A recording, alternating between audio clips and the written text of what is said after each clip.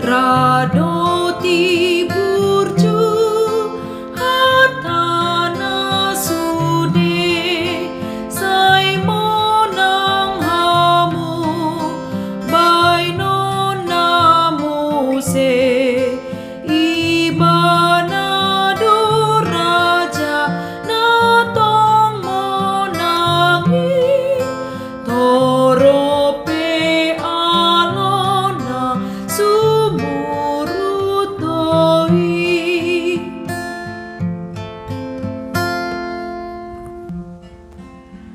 Kasih karunia dan damai sejahtera dari Allah Bapa kita dan dari Tuhan Yesus Kristus menyertai kamu.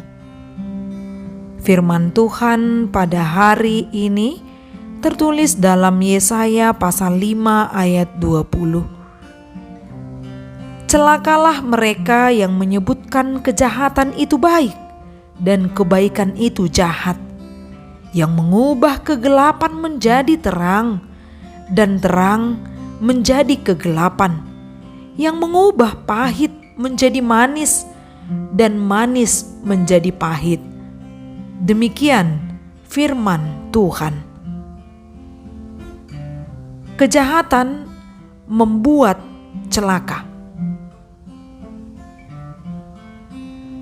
Biasanya peringatan keras diberikan agar setiap pembaca atau yang mendengarkan peringatan itu tidak terjerumus ke dalam bahaya. Nabi Yesaya menyampaikan peringatan keras kepada bangsa Israel sebagai ungkapan bahwa mereka akan terancam celaka. Allah murka akibat pemberontakan, akibat dari dosa yang mereka perbuat, sampai-sampai Tuhan memerintahkan Nabi Yesaya untuk menyampaikan peringatan keras itu, dan sampai mereka pun tidak mendengarnya lagi. Dalam kiasan 6 kata celaka, 6 perkataan celaka ini ingin memberitahu bahwa mereka masih diberikan peluang bila mereka mau berbalik dari kejahatan. Nabi Yesaya bukan menakut-nakuti orang yang mendengarkan peringatan keras itu. Tujuan utamanya agar pendengarnya, umat Allah itu, dapat berubah dan dapat bertobat, berbalik dari kejahatannya. Perkataan celaka yang pertama ditunjukkan dan ditujukan kepada mereka yang hanya memikirkan keuntungan diri sendiri.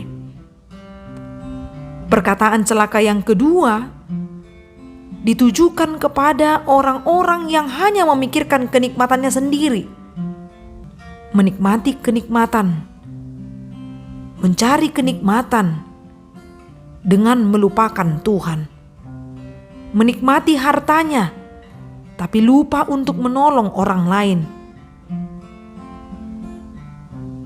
Perkataan ketiga, kata celaka ditujukan kepada mereka yang membangga-banggakan kehebatan sendiri. Karena merasa hebat, mereka tidak takut berbuat apa saja, termasuk berbuat dosa. Mereka malah menantang untuk berbuat dosa. Tuhan itu bagi mereka sangat kecil. Namun kuasa Tuhan jauh lebih besar. Terlihat bahwa orang-orang yang membangga-banggakan kehebatannya sendiri tumbang satu persatu, kecuali mereka yang mau bertobat. Perkataan celaka yang keempat ditujukan kepada mereka yang hatinya dolak-dalik. Yang jahat mereka katakan baik. Itulah yang menjadi nas kita pada saat ini. Yang baik itu jahat, mengubah kegelapan menjadi terang, terang menjadi kegelapan, pahit menjadi manis, manis menjadi pahit. Tidak ada lagi kebenaran di tengah-tengah mereka. Padahal kebenaran itu dapat meninggikan derajat individu atau kelompok, bahkan bangsa. Namun dengan memutarbalikkan jahat itu menjadi baik, baik itu menjadi jahat, mereka pun direndahkan akibat sikap mereka sendiri. Mereka yang menciptakan noda bagi diri sendiri karena hidup mereka jauh dari kebenaran. Perkataan celaka yang kelima ditujukan kepada mereka yang merasa puas dengan diri sendiri. Bicara tentang iman, mereka selalu berkata, "Sudahlah, saya sudah tahu." Padahal dia belum tahu. Bagaimana pula ia dapat melakukan apa yang ia tidak tahu? Dan perkataan celaka yang keenam ditujukan kepada mereka yang mengeraskan hati. Tahu dan sadar bahwa mereka telah melakukan yang jahat, tapi tetap bertahan dalam kejahatannya. Maka bangsa Israel sering disebut sebagai bangsa yang tegar tengkuk, bangsa yang tolol, tidak punya hati, yang menyimpang, kadang menghilang. Semakin buruk tingkah lakunya, justru mereka semakin bangga. Pada dasarnya Tuhan tidak pernah menghukum seseorang tanpa alasan. Bahkan Tuhan juga menghukum dengan caranya atau inisiatifnya. Terlebih dahulu memberikan kesempatan bagi setiap orang agar mau berbalik, bertobat, berubah dari kelakuannya yang buruk. Apabila teguran Tuhan,